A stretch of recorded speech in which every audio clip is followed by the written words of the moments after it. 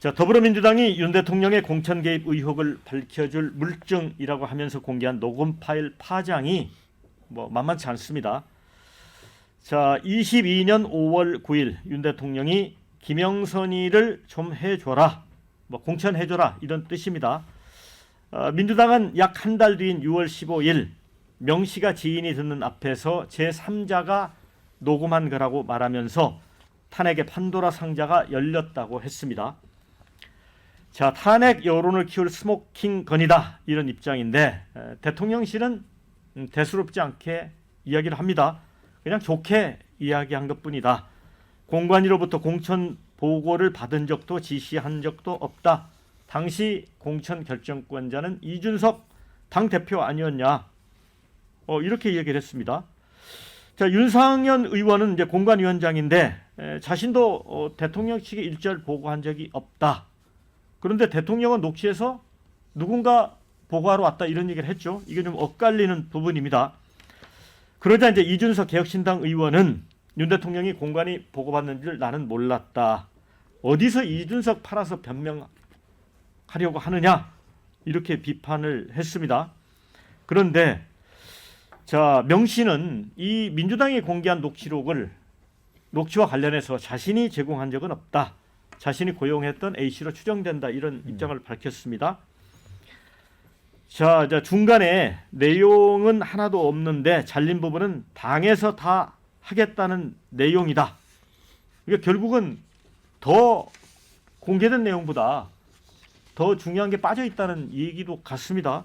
그러면서 오늘 동아일보 보도를 보면 또 많은 증거물이 담긴 휴대폰 4개를 아버님 묘소에다 묻어놨다. 이렇게 또 주장을 하고 있습니다. 그러니까 명태균 씨는 이제 앞으로 방향을 정한 것 같습니다. 계속 폭로하겠다. 맞습니까? 명태균 씨가 지금 폭로하는 건 아니죠. 예. 지금 강혜경 씨나 이제 또 다른 제3자, 운전기사 얘기도 나오고 하던데, 정말 기술 강국 대한민국 아닌가 싶어요. 그러니까 제가 전해 듣기로는 이 녹취록이 직접 명태균 씨가 제공한 거라면 통화 상태가 굉장히 양호했겠죠. 예. 그런데 그렇지 않고 강혜경 씨였는지 운전기사였는지는 모르겠는데 호주머니 속에 있는 휴대폰으로 녹음을 한 녹취록인데 그게 굉장히 선명하지가 않아가지고 이거를 다시 복원하는데 굉장히 애를 먹고 있다 이런 얘기까지 제가 들었었거든요. 근데 이번에 공개한 내용 보니까 굉장히 의외로 음질이 좋아서 거의 또렷하게 이렇게 들리더라고요. 그래서 역시 기술 강국이 맞구나 다시 한번 느꼈고 지금 이제 그 사람들이 간접 녹음한 거죠. 그러니까 그 녹취록이 지금 상당히 있는 것 같아요. 특히 강혜경 씨 같은 경우에 워낙 이제 명태균 씨하고 수시로 이렇게 이제 계속 통화를 하기도 했었고 측근이기도 하고 그랬기 때문에 아마 이게 명태균 씨가 이 사람 저 사람한테 이렇게 녹취록 틀어주는 거, 그러니까 김건희 여사하고의 통화 내용이든 윤석열 대통령하고의 통화 내용이든 그거를 간접적으로 이렇게 녹음을 꽤 많이 해놓은 것 같아요. 그 녹취 기록이 지금 굉장히 많은 것으로 알려지고 있고 거기에 뭐가 포함되어 있는지가 이제 굉장히 이제 앞으로 향후에 전국을 좌우할 가능성이 높은데 이번에 녹취록 공개되면서 한 가지는 분명해졌어요. 대통령실의 해명이 엉터리였다는 거. 그러니까 처음에 뭐라 그랬습니까? 명태균 씨, 대선 경선 때 그 정도까지 이렇게 조금 도움 받다가 그다음에 연락이 끊어진 것처럼 그렇게 얘기를 했는데 이거 대선 끝나고 대통령 취임하기 바로 전날까지 이런 식의 아주 깊숙한 내용을 대화를 나눴다라는 얘기는 명태균 씨하고 관계가 자기들이 설명했던 것보다는 훨씬 깊었던 걸 의미하는 거 아니냐 하는 얘기죠. 네, 근데 명태균 씨가 오늘 다 불 지르러 간다. 불 지르고 치워버린 다음에 내가 죄 지은 거 있으면 감수하겠다라고 이 주장을 했습니다. 그동안은 이제 내가 구속되면 갖고 있는 녹취 자료 다 폭로하겠다고 하면서 제3자를 통해서 이제 흘렸잖아요. 네. 그러면 이제 본인이 직접 나서겠다는 건가요? 아니요, 그것도 알 수가 없어요. 저는 이 사안이야말로 말 그대로 갈팡질팡하고 있다. 왜냐하면 지금 명태균 씨는 뭐라고 그랬냐면 민주당에서 공개한 녹취록의 내용에서 다른 언론사와는 인터뷰를 한 다음에 그건 전혀 거짓말이다. 왜냐하면은 중간이 다 잘려나간 것이다. 그리고 대통령의 그다음 발언을 봐라. 이 당에서 말이 많아서라는 이야기가 나오면서 그게 받아들여지지 않았다라는 것이 결론이다. 그리고 명태균 씨가 이준석 전 당시 대표에게도 부탁을 했다는 거 아니에요. 근데 이준석 대표도 명태균 씨에 대해서 그건 뭐 우리 원칙대로 하는 거다라고 이제 답변을 했다라는 거예요. 그러면 왜 이 부분이 지금 현재 진위 규명도 안 되고 문제가 되느냐 하면은, 그리고 명태균 씨는 지금 무덤을 가는지 무덤이 있는지조차도 우리가 전혀 알 수가 없는 겁니다. 그러니까 이게 일파만파가 되고 있는 거죠, 말 그대로. 그런데 그러면은 이 사태가 왜 민주당에서는 진위 규명도 되지 않은 녹취록 내용을 가져와서 이걸 더 부각시키느냐? 이게 정치적으로는 호재죠. 바로 내일 또 이제 김건희 여사 국정농단 규탄 집회도 앞두고 있고, 그러면 지금 대통령실이나 대통령 쪽에서 김건희 여사 쪽에서 어떤 말을 한들 그걸 믿어줄 만한 국민이 있을까요? 오늘 한국갤럽 결과 그대로 그걸 규명하는 겁니다. 한국갤럽이 오늘 소개드린 모든 조사는 중앙선거론조사심의위원회 홈페이지에서 확인 가능합니다. 한국갤럽이 자체적으로 29일부터 31일까지 무선 가상번호 전화 면접 조사를 실시한 내용인데요. 윤석열 대통령이 대통령실 직무를 잘 수행하고 있는지 잘못 수행하고 있는지 물어본 결과 잘하고 있다는 긍정평가는 19%, 최초로 10%대로 한국갤럽 조사에서 내려왔습니다. 역대 임기대로 최저치입니다. 그리고 부정평가는 72%인데 또 하나 설명드릴 것이 1,005명 조사에 대통령이 잘하고 있다는 긍정평가는 189명이거든요. 한국갤럽은 반올림 결과입니다. 그러니까 지금 소수점 자리대로 표현을 하면 18%대라는 겁니다. 직전 조사도 사실은 20%가 아니고 19%대였고요. 19.88이었고. 근데 여기서 중요한 것은 국정평가의 부정평가 이후로는 김건희 여사 문제가 17%로 지난 조사보다 2%포인트 더 올라갔어요. 경제 민생 물가는 14%인데 이보다도 더 높습니다. 왜? 지금은 걷잡을 수 없는 사태인 것 같아요. 대통령실에서 아무리 해명을 내놓은들 마치 인듯 이것이 사실일 거야, 사실인 듯 믿는 상황이 벌어지고 있는 거죠. 이제 대통령도 기억이 안 나는 통화였다는 식으로 언급을 했습니다. 근데 예. 그 실제로 당선되고 나서 수많은 사람들하고 통화를 하게 됩니다. 뭐 축하 전화도 받고 뭐 이런저런 부탁 전화도 받는데 당선되고 분위기 좋은 상태에서 야박하게 그거를 뭐 원칙대로 이건 이렇고 저건 저렇고 말할 수 있는 당선인이 뭐 어떤 선거에도 별로 존재할 수는 없고요. 그리고 박근혜 정부의 공천 개입이 유죄 판결을 받은 것은 청와대의 인적, 물적 자산을 활용했기 때문입니다. 대표적인 것이 이제 여론조사예요. 그러니까 세금으로 당해야 될 여론조사를 국가의 세금으로 대신한 겁니다. 청와대에서. 그것이 공천 개입이 되어서 처벌을 받은 것이고, 공천과 관련해서 의견을 내는 거는 당원 누구나 할 수 있는 일입니다. 그게 대통령이든 아니면 일반 당원이든 그 의견을 냈다는 것 자체가 그게 뭐 공천 개입이나 아니면 박근혜 대통령 때 처벌받았던 그런 사법 이슈로 대단하게 뭐 큰 문제화 시키는 것 자체가 제가 볼 때는 터무니없는 거고, 그리고 명태균 씨의 녹취가 이제 뭐 많을 거라고 하는데 명태균 씨 그분 또 지금 말이 오락가락하세요. 아까 이제 뭐 묘소에 뭘 묻어놨다 그러는데 말씀하셨지만 그게 뭐 진짜 묘소가 있는지도 모르고, 그리고 오늘 뭐 이런 이야기를 했다 그래서 내일 그러면 그 이야기가 뭐 손바닥 뒤집듯이 뒤집어지지 않을 거라고 보장도 할 수 없고, 그래서 대통령실도 뭐 이거를 가지고 뭐 무엇을 뭐 가린다, 숨긴다 이런 식으로 접근할 문제는 아니고 이미 다 저는 터져 나올 거 다 터져 나와야지 다음으로 넘어갈 수 있다는 생각도 하고 있습니다. 그래서 사실 민주당이 오늘 운영위에 종합감사를 합니다. 대통령실에 대한 종합감사를 하는 날인데 그걸 관련해서도 뭐 타이밍을 잡은 것 같아요. 이재명 대표에 대한 뭐 15일, 25일에 판결 선고도 있고, 하지만 이게 뭐 맞아야 될 소나기라면 이 소나기 자체를 피하거나 그럴 수는 없고, 거기에 대해서 정신 바짝 차리고 대처를 해 나가고, 적어도 이제 아주 그 단순한 근시안적인 대처로 더 큰 화를 불러 일으키는 그런 거는 좀 지양했으면 좋겠습니다. 네, 하한기 대변인. 며칠 뒤에 이제 미국 대선이 있지 않습니까? 네. 그래서 이제 미국 사례를 얘기를 하자면 워터게이트 사건 발생했을 때 워터게이트 사건 자체 때문에 닉슨 대통령이 물러난 게 아닙니다. 예. 사건을 둘러싸고 거짓말하고 사건 은폐하려고 하고 이런 게 드러나면서 결정적으로 이제 물러나게 됐거든요. 아까 이종원 평론가님 말씀 잘해주셨지만은 문제가 터졌는데 거기에 대한 대통령실의 해명이 하나도 맞는 게 없어요. 계속 다 거짓말로만 일관했다는 게 드러났고 어제는 대통령의 생생한 육성이 나왔는데도 해명이 말이 안 되는 해명을 했지 않습니까? 사실상 이거 누가 봐도 공천 개입이라고 봐야 되거든요. 가령 박근혜 대통령 같은 경우에는 뭐 직접적인 공천 개입이 아니었어요. 뭐 공천관리위원회 구성하는데 뭐 영향을 끼쳤다든가 아니면은 친박 의원들 뭐 중심으로 조금 잘 되도록 여론조사를 했다든가 그렇게 전략 수립을 했다든가 이런 식으로 간접적인 공천 개입이었는데도 불구하고 유죄를 받았습니다. 징역 2년. 또 수사 검사가 누구였냐면 당시 중앙지검장이었던 윤석열 검사였거든요. 근데 윤석열 대통령 같은 경우에는 보면 직접적으로 뭐 김영선가 해주라 그랬는데 이러지 않습니까?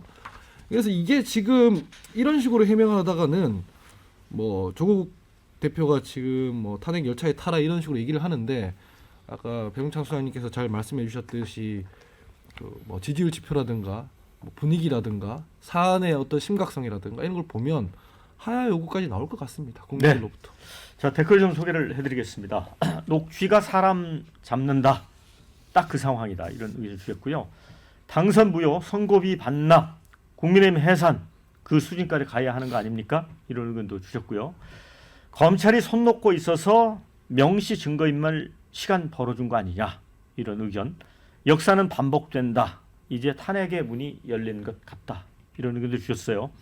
이 시점에 윤 대통령 부부의 진솔한 사과, 소상한 설명이 필요하다. 이런 의견도 있습니다. 이를테면 용산의 대응이 항상 법적으로는 문제 없는 거 아니냐. 이런 식으로 뭉개다 보니 일이 더 커진 것 같다. 용산과 집권 여당은 지금이라도 변화를 해보자. 밭도 갈아엎어야 농사가 잘 되듯이.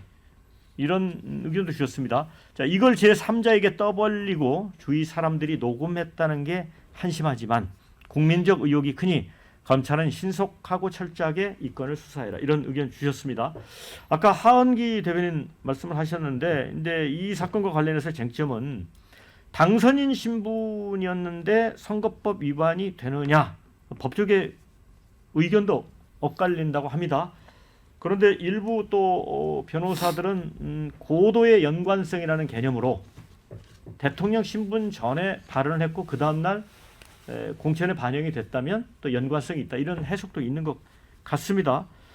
이제 조국혁신당 대표가 모든 정당은 탄핵 추진 열차에 탑승해 달라. 이러고 이제 민주당도 내부에서도 탄핵 목소리가 커지고 있습니다. 그런데 대통령실은 이 역시도 좀 심각하게 받아들인 느낌이 안 납니다. 왜 그렇습니까? 그러니까 뭐 이제까지 그래 왔기 때문에 그 그냥 관성대로 그냥 가는 거죠. 기본적으로 아마 윤 대통령이나 뭐 김건희 여사나 이게 뭐 그렇게 이렇게 위중한 사안이야? 뭐 이런 생각을 지금 하고 있는 것 같아요. 그래서 뭐 제가 보기에는 그 당시 있었던 일이라도 정말로 솔직하고 진솔하게 참모진들한테 설명을 해줘야 참모진들도 대응을 세우고 제대로 된 대응책이죠. 그리고 또 제대로 된 해명을 할 텐데 대충 이야기해 주는 것 같아요, 그냥. 그러니까 대통령실은 그 대충 얘기 들은 걸 토대로 해서 또 이게 문제가 안 되게끔 말을 막 이제 만들어내는 거죠. 그러다 보니까 해명이 엉터리로 나오고 지금 그런 상황이 지금 반복되고 있는 거 지금 아닌가 이런 생각이 들고요. 글쎄요, 지난주 이제 한국갤럽 여론조사 결과 나오고 사실은 10%대였다는 이제 얘기가 알려지고 그러면서 대통령실에서 뭐 여론에 상당히 좀 귀 기울일 것처럼 그렇게 또 반응을 보이기도 했었는데 지금 사실 그렇게 상황이 그렇게 안일하게 볼 상황이 아니다. 정말 심각하다. 그리고 뭐 지금 녹취록 계속 공개되는 거로 봐서는 명태균 씨가 뭐 자발적으로 공개할 것 같지는 않아요. 자기 이제 형량이라도 어떻게 줄여보려고 좀 할 테니까 검찰하고 딜을 하기 위해서 대통령실하고 딜을 하기 위해서라도 뭐 이것저것 다 폭로할 것 같지는 않은데 문제는 이제 강혜경 씨가 가지고 있는 그 간접적으로 녹음한 그 녹취록인데 거기에 스모킹 건이 될 만한 것들이 적지 않이 있을 거라고 저는 봐요. 그래서 대통령실 지금식으로 이렇게 대응하면 절대 안 되고요. 정말로 조금 전에 뭐 얘기가 나왔습니다만 하야까지도 고민하면서 이 문제를 어떻게 해결할 것인지를 진지하게 정말 좀 연구를 좀 해야 된다 이렇게 생각합니다. 제가 데이터 분석을 하는 사람이니까요. 계속 우리 KBC의 시사일번지를 통해서 말씀드렸습니다만 법적 차원 접근을 하면 안 될 것 같아요. 국민 정서 접근을 해야지. 왜 그러냐면은 법적으로는 최혜병 순직 사고 뭐가 문제가 있지? 그 다음에 또 김건희 여사 관련해서 법적으로 무슨 문제가 있지? 이번 사안에 대해서도 대통령실에서의 설명은 명태균 씨와 관련해서 막 그 정도 관계로 선을 그었던 것으로 몇 번 만난 뒤에 선을 그었던 것으로 기억납니다. 그거는 이제 윤석열 대통령이 법적으로는 문제가 될 거 없다고 판단을 하고 있는 것이겠죠. 마찬가지로 이것도 첫 번째로는 취임식 전날 2022년 5월 9일 날의 이 전화통화 내용이 법적으로는 별 문제가 없다고 판단했을 가능성도 상당히 있을 것 같아요. 왜냐하면은 말 그대로 전체 녹취록의 내용은 다 공개되지도 않았을 뿐더러 실제 공개된 내용의 녹취록을 보더라도 당에서 말이 많다. 그 이야기는 결국 이준석 당시 대표도 이야기를 했잖아요. 자기도 명태균 씨로부터 요청을 받았지만 원칙대로 그런 일은 비일비재합니다. 선거판에서. 비일비재한 일이고 그래도 명태균 씨가 대선에서 역할을 했다면 그 전화를 깡그리 무시할 수는 없었겠죠. 근데 핵심은 이겁니다. 분명히 대통령이 그렇게 판단할 거예요. 또 김건희 여사와 관련해서도 법적으로는 문제 없는 거야. 우리가 뭐 이거 가지고 미주알 고주알 설명할 일이 있어. 그런데 지금 문제는 아까 워터게이트 이야기를 했습니다. 요거하고는 좀 사실은 다른 차원이에요. 대등하게 비교할 수는 없었는데 워터게이트 사건도 있는 그대로 설명했더라면 그 관계자들만 처벌받고 압도적으로 50개 주 중에서 49개 주를 이겼어요. 닉슨이. 그러니까 닉슨은 계속 재선에 문제가 없는 겁니다. 그런데 뭐냐? 이 사건을 덮으려고 했던 거죠. 그게 문제가 됐던 겁니다. 그래서 저는 지금 대응 태도를 바꿀 필요가 있다. 그래서 오히려 더 국민들의 신뢰를 완전히 상실하면 어떤 대응도 먹히지 않고 저는 지지율이 이렇게 낮아지는 건 신뢰의 문제다. 법적인 문제가 아니라. 저는 그래서 지금 실시간 유튜브 보신 분들이 올려주신 의견 중에 이런 게 있어요. 그때 윤 대통령 뽑은 내 손가락이 원망스럽다. 이런 의견 주신 분도 있고요. 자, 탄핵 야당이 이렇게 하니까 윤 대통령이 맷집이 세진 거냐? 이 부분은 반어법적으로 묻는 것 같습니다. 그 원영섭 단장님. 근데 지금 대통령실은 뭐 속으로는 당황했겠지만 겉으로 느껴지기에는 큰 변화가 없어 보이거든요. 근데 뭐 내부적으로 여러 가지 전략이나 이런 것들을 생각하고 있을 거라고 분명히 보여집니다. 근데 제가 좀 말씀드리고 싶은 거는 그 서로 정반대로 보이는 자유민주주의하고 공산주의가 20세기 전 세계를 휩쓴 거는 2차 세계대전에서 승리했기 때문입니다. 그러니까 이념이 훌륭해서 전쟁에서 살아남는 게 아니고 전쟁에서 살아남기 때문에 이념이 퍼지는 거거든요. 그러니까 뭐 국가사회주의 나치즘이나 공산주의가 얼마나 다릅니까? 나치즘은 사라졌죠. 마찬가지로 지금은 옳고 그름을 판단하는 게 좀 저는 한가해 보여요. 이게 무슨 말이냐? 다시 탄핵을 당하면 보수는 이제 멸종이 되는 겁니다. 멸종이 되고 그런 상황에서 저는 뭐 개인적으로 윤석열 정부에서 과자 부스러기 하나 얻어먹은 적이 없는 사람이에요. 그렇다지만 탄핵의 한가운데 제가 있었거든요. 그때 상황을 너무나 잘 알고 있는데 이 정권 교체가 기적 같은 행운이었고 지금도 보수는 탄핵 후유증으로 허약 체질로 변해 있습니다. 감기만 걸려도 폐렴으로 번지는 상황이 계속되고 있어요. 그래서 이 상황을 그냥 냉정하고 전쟁 같은 위기 상황이라는 생각은 각별히 대통령실이나 아니면 보수 진영 전체가 했으면 좋겠습니다. 네, 그러니까 그래서 예를 들어 이제 다리가 썩는 병이 있는데 그럴 경우에 이제 보통 수술을 하잖아요. 그게 계속 위로 올라오게 되면 전체 다리를 절단하는 상황이 오기 때문에 그래서 이제 수술적인 요법이 이제 필요한 건데 하은기 대변인이 볼 때는 그런 걸 기대할 수 있는 상황이라고 봅니까? 제가 지금 드리려고 했던 말씀 딱 그 맥락인데 지금 대통령실은 말하자면 암에 걸렸어요. 개복 수술해야 되는데 복통 있네? 체했나 보다. 이러면서 그냥 대충 약 먹고 쉬고 뭐 이러면 낫는다고 착각을 하고 있는 것 같아요. 지금 대응하는 모습을 보면 김건희 여사 문제도 그렇고. 근데 지금 이게 아까 워터게이트 사건 계속 얘기 드렸지만 닉슨 대통령이 그 자체에 직접 연루됐던 게 아니었어요. 은폐하고 거짓말했기 때문에 이게 결정적인 어떤 그 도화선이 됐던 건데 법조문 얘기한다는 게 이게 되게 한가한 얘기예요. 배정장 수장님 잘 말씀해 주셨지만 법조문 얘기해봐야 어차피 대통령 당선이 되면 대통령직 인수에 관한 법률의 구속을 받으면서 실제로 대통령의 준하게 대우를 받고 그런 지위를 갖지 않습니까? 국무위원들도 지명하고. 근데 아직 대통령 임기 시작하지 않았으니까 선거법이랑 상관없다 이런 얘기하면 국민들이 그걸 어떻게 듣겠냐는 거죠. 그리고 명태균 씨 같은 경우에는 제가 봤을 때는 판단력을 이미 상실했어요. 이 사람이 본인을 지키려면 사실 이제 변호인 선임해서 변호인 통해서 얘기하라고 해야 되는데 언론에 자기가 얘기하면서 무슨 산소 얘기 나중에 재판 가면 다 불리할 수도 있는 그런 얘기들 하고 돌아다니고 있지 않습니까? 그래서 저는 지금 이 문제는 대통령실이 너무 가볍게 생각하는 모양인데 시간이 지나면 지날수록 그리고 지지율이 떨어지면 떨어질수록 하야 요구에 직면하게 될 테고 예. 그 데드라인을 정해놓고 대응을 해야 된다 이렇게 생각을 합니다. 자, 댓글 중에 박근혜 학습 효과 아닌가? 섣불리 사과했다 탄핵을 오히려 키웠다고 믿는 듯하다. 막 대통령실이 이런 인식을 하는 것 같다는 주장입니다. 그런데 유영아 의원이죠. 박근혜 변호사를 했던 분입니다. 그 몰락 과정을 쭉 지켜봤던 분인데 박근혜 대통령이 사과를 못 하겠다. 그래서 윤 대통령은 사과와 해명이 구체적이게 된다. 그런 조언을 했거든요. 그런 측면도 분명히 예. 존재해요. 예. 그러니까 김건희 여사 여러 가지 의혹 관련해서도 제가 이제 지난번에 한번 말씀드린 적이 있는데 이게 의혹이 어디까지 지금 불거질지를 모르기 때문에 이 어디서 끊어서 사과를 해야 될지를 지금 못 잡는 거예요. 그러면 기다리고 있다 지금. 지금은 그럴 수밖에 없어요. 그러니까 한동안 뭐 사과 요구 국민의힘 쪽에서도 네. 많이 나왔다가 요즘에 아무 얘기도 안 하잖아요. 예. 국민의힘. 국민의힘이 보기에도 이건 뭐 자기네들이 전혀 예상하지 못한 것이 자꾸 터지니까 뭐라고 지금 대통령실에 요구도 못하는 그런 그 국면이다. 그리고 실제로 지금 양상을 보십시오. 그러니까 뭐 대통령실이 어줍지 않게 해명하고 나면 그 다음에 곧바로 그걸 뒤집는 또 다른 증거들이 나오고 계속 이런 식이 지금 반복되고 있다라는 거예요.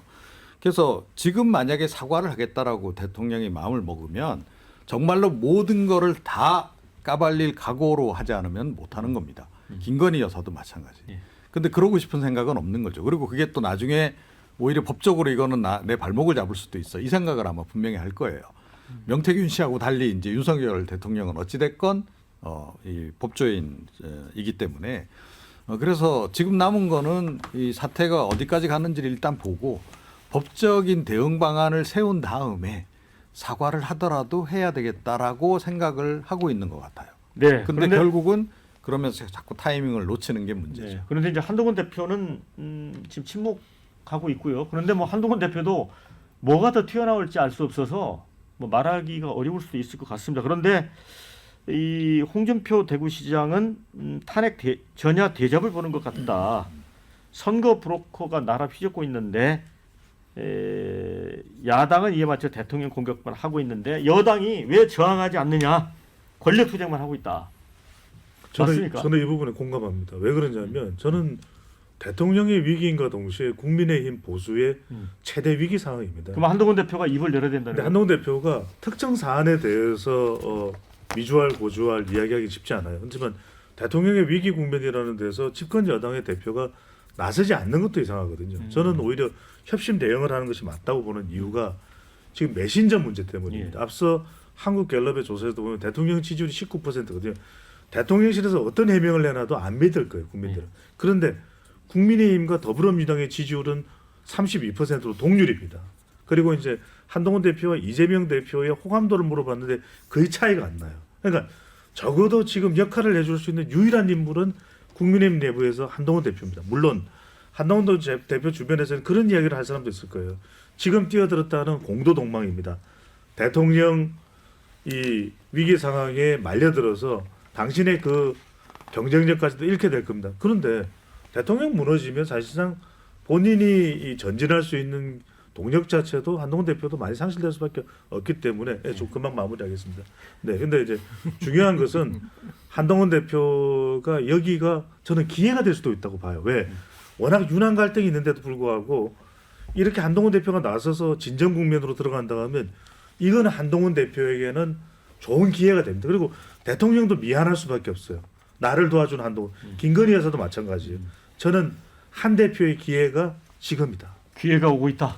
한 대표에게. 저는 뭐 한동훈 대표 관련한 이야기를 하려는 건 아니고요. 그러니까 대통령실이 어쨌든 대통령께서 11월 말에 기자간담회 형식으로 대담을 하신다고 하는데 국민과 대담하는 형식이어야 된다는 거 그 말씀을 좀 드리고 싶습니다. 국민과 대담해야 된다는 게 뭐예요? 그게 박근혜 대통령 때는 그 원로들, 뭐 기득권들 이런 사람하고 대담을 하는 게 좋아 보이지가 않았어요. 네. 네. 자, 댓글 중에 이제 11월이다. 기다려라. 되게 의미심장합니다.